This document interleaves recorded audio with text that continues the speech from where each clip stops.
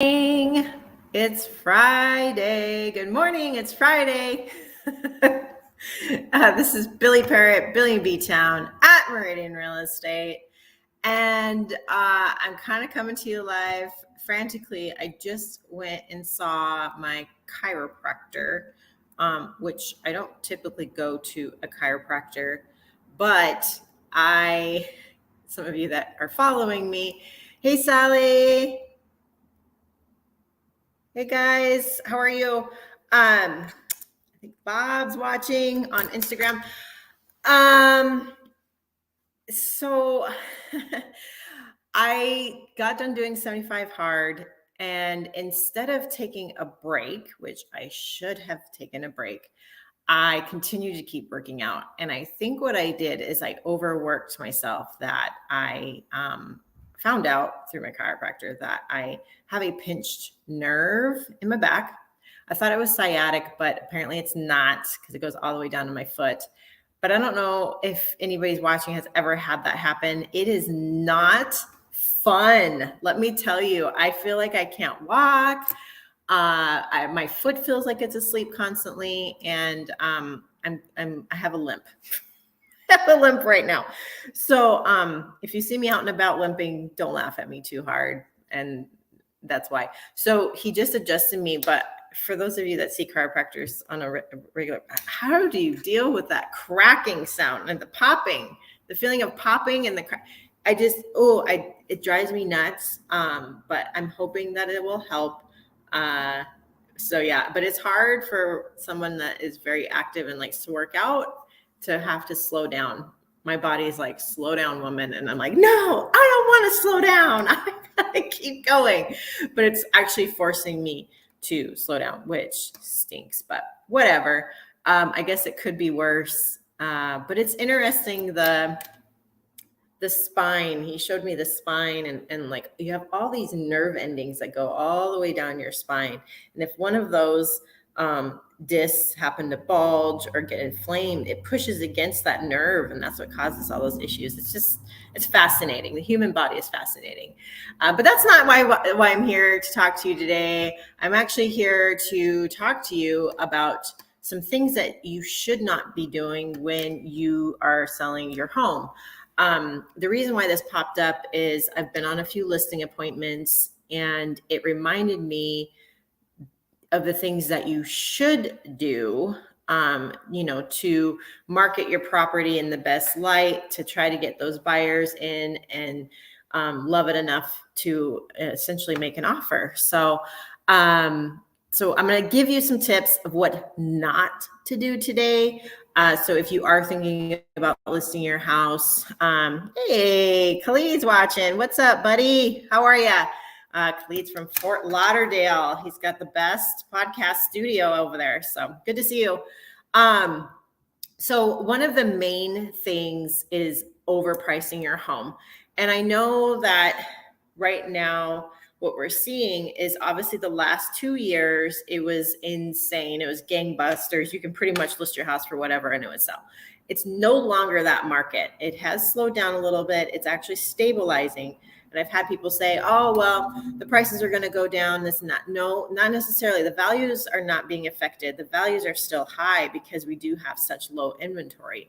But what you don't want to do is list it so high that people aren't going to come and look at it. So definitely lean on your real estate professional. They have all of the numbers, all of the data to give you the best value possible of what your home could sell for in today's market. Because again, what happened even 6 months ago is not where we're at today. Coffee chat. Yeah, coffee chat. You know what? I got to have you live on my coffee chat sometime, Khalid. Let's make it happen. That would be fun. We'll get you stream done. Let's do it. As long as you're willing. So that's the biggest thing, overpricing your home. Just don't do it. There's always, when I list a house, I always look at the sweet spot, right? Not too high, not too low, just right in the middle, where it's going to cause enough people to come and take a peek. So that's number one. Neglecting curb appeal. How often have you driven by a house? Maybe you're out home shopping and you drive by a house and you're like, oh, never mind, because there's weeds, there's overgrown shrubs. Maybe the gutters have a bunch of limbs or, tree leaves, I guess, in the gutter. So just making sure that you are taking care of the outside of your house as well as the inside, because first impressions are everything. I've had many buyers tell me they want to go look at a house, and then they go do a drive-by, and just based off that drive-by, they're like, never mind. Because what shows outside is generally going to tell you what it's like inside. Cleet said, let's do it. All right, cool. I'll get in touch with your people. We'll make it happen.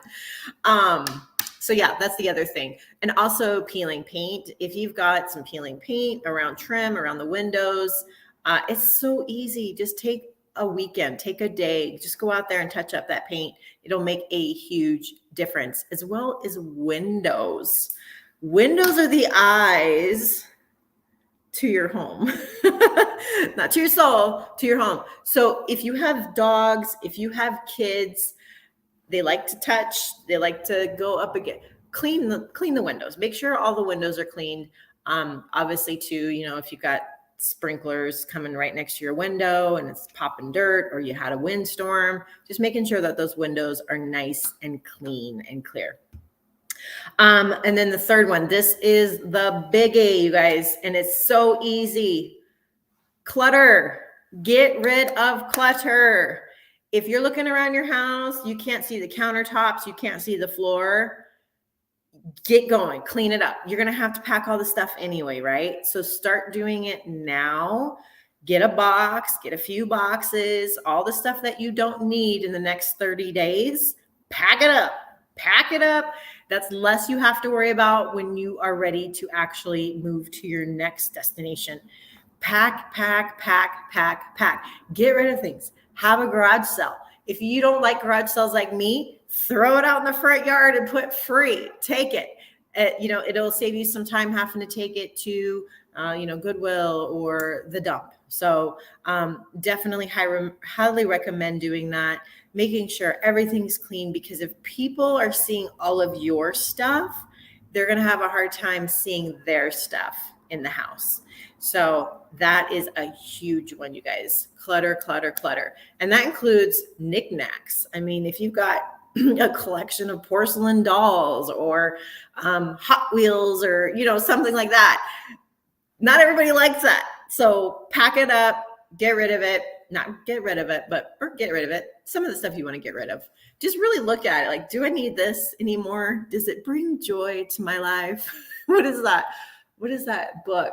I can't remember. Somebody remind me what that is. I read it once, but you're supposed to hold something, touch it, look at it. Does this give joy to my life? And if it doesn't, get rid of it. All right. Keeping personal items displayed. Kind of the same thing what I'm talking about. So personal items such as photos of your family, things like that. Just because I'm guilty of this. When I go look at a house, I'm looking at the photos. I'm looking to see if I know them. I'm looking to see like who lives here. So nosy people, take them down. Take all your personal photos down. I highly recommend that every time. Religious items too. Again, not everybody like certain things. So just take it all down. We're in Montana, and you guys are going to hate me, and I'm sorry, but I'm speaking the truth. Your animal heads, your trophies, get them down, take them off the wall.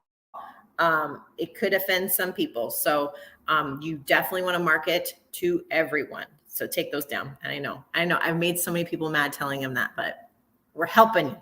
Help me help you.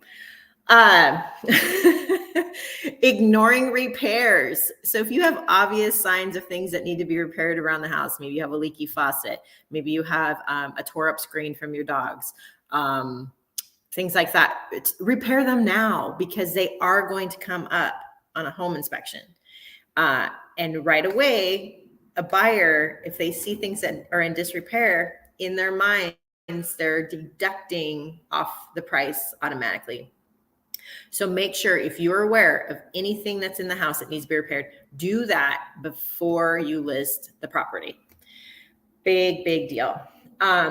Using poor quality photos.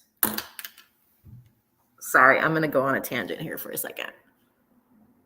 Nothing makes me madder than when I see a listing come on the market and you can tell the photos were taken by somebody's cell phone.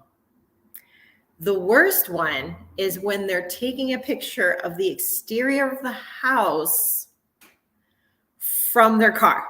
And you can tell because you see the rear view mirror in the corner of the, it drives me insane. So if you are looking to hire a realtor, real estate professional, ask them, do they have professional photos taken? That is so minimal to have done, and such an important part of your marketing of your home. That is the first thing. I'm sorry, I get passionate on this. That is the first thing people see when they're on the internet looking. They're looking at the photos, deciding, do I want to look at this closer? Am I interested in this property? First impressions are everything. So please, for the love, make sure they take professional photos. That's it. That's all I'm going to say right there. And oh God, and the other thing is the toilet seats being left up, like the toilet seat covers left. No, those need to be closed, and make sure there's no animals in the pictures. So anyway, but if you're hiring a professional, they'll make sure that you're good there. So big deal. Man, that just makes me so mad when I see that. Anyway, neglecting cleaning of your house. And I know that we're all busy people. But if you are going to sell your house, it needs to show in the best light. It needs to be clean. Carpets, floors, the base trim, all that needs to be clean. Light switches are huge. Wipe those down, clean those off. Light fixtures, dust those babies off. Get rid of all the cobwebs. Because again, you want to have people come in the house and feel at home. You want them to feel like, I want to live here. If it's dirty, if there's spiders in the corner, no go. So big deal. You can hire a cleaner. There's cleaners out there that do this for a living because, like I said, I don't have time to clean my house. I need somebody to do it for me. So yeah, that's a big deal, especially if you have pets. The other one is making it hard for showings. If you're going to list your house, yes, probably the first week or two, it's going to suck. You're going to have to leave your house, depending on your house, depending on location, depending on price, how hot your house is. You just expect to have to leave quite a bit, and you're going to have to clean. So I always tell people, when your house is on the market in the morning, do all the cleaning, make sure everything's in place, because you might have a showing that day. You may not have a showing that day, but guess what? You have a clean house, right? So just make sure that you know that going in, that this is what is going to happen. Because the worst thing you can do, and this is on a buyer agent side, is like, oh, well, I'm only allowing showings between 4 and 6 during the week. Or you have like limited times, or you only show on the weekends. Well, you have to have it, and I get it. Some people have kids, some people have things going on, but the more that you can allow people into your home, the better. Because I've had buyers just say, you know what, forget it, skip that house, we'll go to the next one. So just making sure that you're making your house available is very important. And do not stay during the showings. That makes it awkward as heck for the buyer. Because especially when you're lurking and following the entire time, they feel like they can't look. They feel like they're rushed. They feel like they can't be honest. So yes, if you can leave, please, please leave during showings. It's also better for you as well, because it can be super awkward. And if you guys are watching and you have thoughts on any of this, please comment. I feel like I'm just talking at you. So, yeah, I want this to be pretty interactive. So if you've had experiences that you want to chat about, bring up, comment. Having pets around, that's another one, especially barking dogs, aggressive dogs. It does make it difficult. What I've seen people do, because yeah, I mean, we all have pet babies, right? Putting them in kennels. That way, you don't have to worry about the dog like jumping on you, things like that. But I would recommend, because it is distracting, I've had this happen, if your dog's a barker, if there's some way to cover him where he doesn't bark, like I've seen people where they put blankets on the kennel, because the worst thing that can happen is that you're showing this property and all you're hearing is barking, just constant barking. I've had that happen. It's not fun. And it actually makes the buyer want to hurry up and just get out because they can't, it drives them crazy. So yes, that is another thing. So if you can take them with you for the showing, that's even better. But I, again, totally understand. Sometimes it's not feasible. Another one is failing to disclose issues with the house. I always tell my sellers, it's better to over disclose than to under disclose, because what's an adverse material fact to you may not be that to me, and vice versa, right? So I always say, whatever you would want to know as a buyer about the house, put that down. And starting October 1st here in Montana, it's actually a law now that all sellers have to provide a owner's property disclosure form to the buyer. If you're a real estate agent watching in your Montana, that has to be provided with or prior to the offer, or the buyer will have a 3-day right to rescind. So if you're a Montana realtor and you have questions, the white paper just came out from MAR. Take a look at that, read it, make sure you understand it. So that's a big, big deal, because what you don't want to happen is, say you know of some possible mold that could be occurring, you don't disclose it. Well, guess what's going to happen? The buyer might come back and possibly sue you, and you don't want that. That's not fun. So over disclose. Let's see, what else did we got? Oh, this is another biggie. Not live. Don't use really strong smelling scents, like the, what do they call them? I forget what they're called, but the plugins, that put out the fragrance. Don't use those.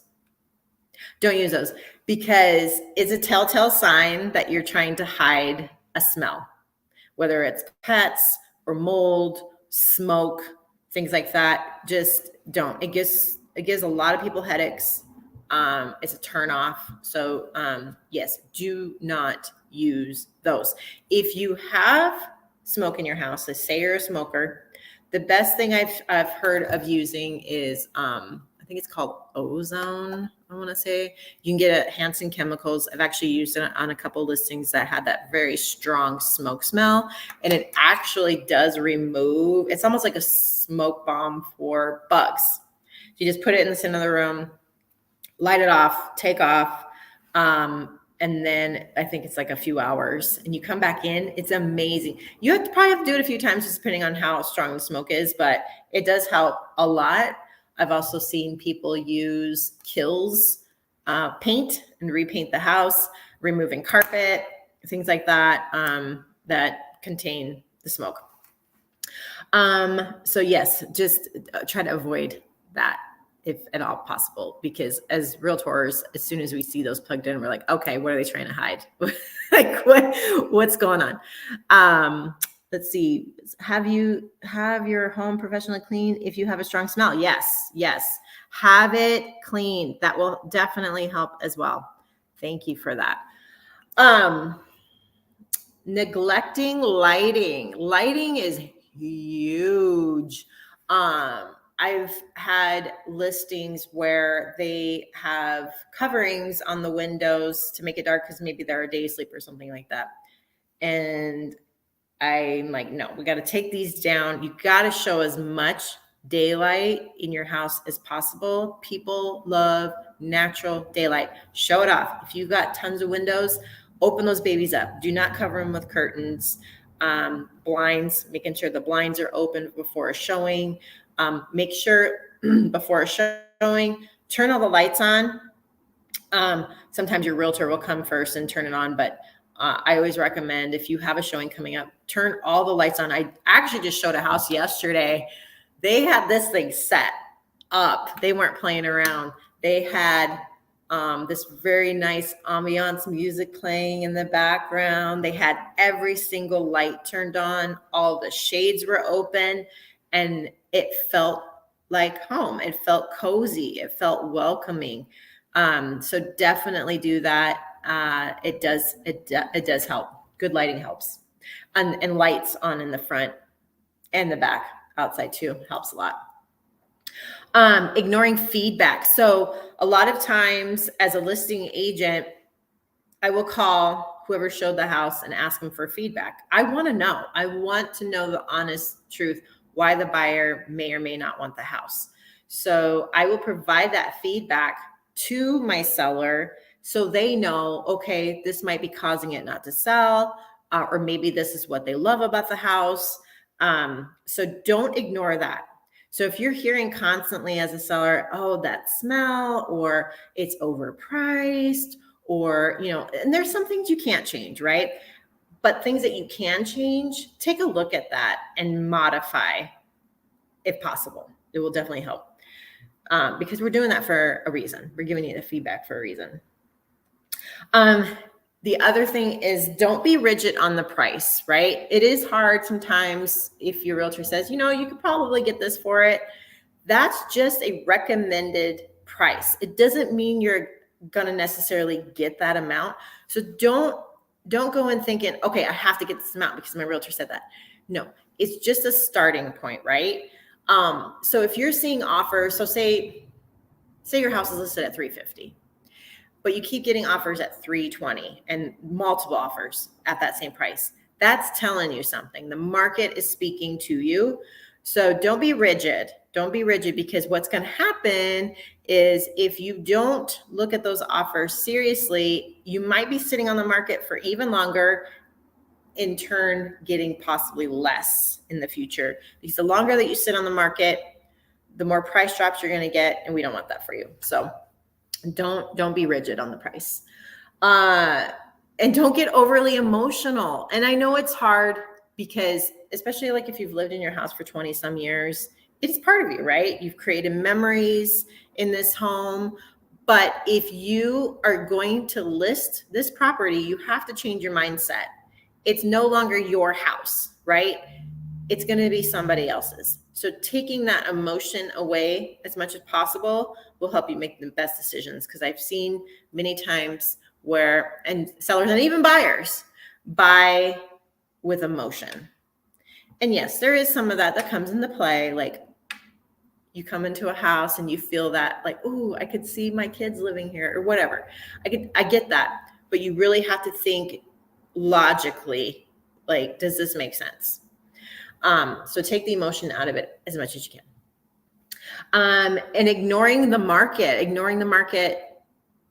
what the market's doing. Like I said at the beginning of this, our market today is not what it was 1 year ago, 2 years ago. So again, leaning on your real estate professional friend is very important, because they are constantly in it. They're seeing what's happening. They're out there looking at properties. They know what's going on. Do not ignore the professional. They know what they're talking about. Failing to stage. Staging does help in some properties, especially a vacant house, right? So looking, hey, Felicia, good morning. Looking into possible staging possibilities. It's, could be $1,000. It could be just depending on what you need to stage. But I have seen that help sell homes quicker than an unstaged home. If you already have furniture, again, when I walk through a property with a client, I will help them stage their house with what they have. Like, hey, maybe we should move the furniture this way. My photographer that I use all the time, she helps me out. Sometimes one time we actually redecorated this whole guy's house. Not redecorated, but I guess moved something. We were in that house like all day long. We were packing stuff up, moving furniture around, getting it ready so the pictures look good. So definitely look at that. And then neglecting to work with professionals. And I know some people are, oh, well, it looks so easy. I'll just throw a for sale sign in my front yard. There's a lot more to it. There's connections between realtors that work really well together. The marketing that we can provide as a professional is top notch. So yeah, definitely hire a professional. I recommend. And then limiting your listings exposure. And again, this kind of ties into what I just said. If you're working with a realtor, they will put it out into the MLS. Therefore, it goes into realtor.com, HomeSnap. It goes to all of the major home searches. So they do that for you. You don't have to do it, which is great. So yeah, don't limit that, because just putting a sign in your yard, who's going to see it? People driving down your street. Okay. So that's what, maybe 20 people. So don't limit yourself. That's the big thing. The internet is where it's at, getting it out there. So yeah, I felt like I just gave you a whole lot of information. But I hope it'll help. And yeah, what's going on this week in Billings? I looked it up. I didn't really see a whole lot happening. It is starting to turn fall-like, I think. I did get my 12-foot skeleton up finally. Tom Bones is in the yard chilling. But I did see, for those of you that have a skeleton, they have clothes now. I don't know if you guys have seen that. Can't remember the site. But somebody was telling me they have a Santa suit for the 12-foot skeleton. I might buy it. I might keep them up all year round for Christmas. So, all right. Well, thanks for watching, you guys, and have a good weekend. Please share this with your friends if they're looking at selling their house. A lot of good information that will help get you the most money and get your home sold the quickest. So, or you can call me too. I'm happy to help anytime. All right. Well, you guys have a great weekend, and we'll see you next week. We'll see you later, maybe.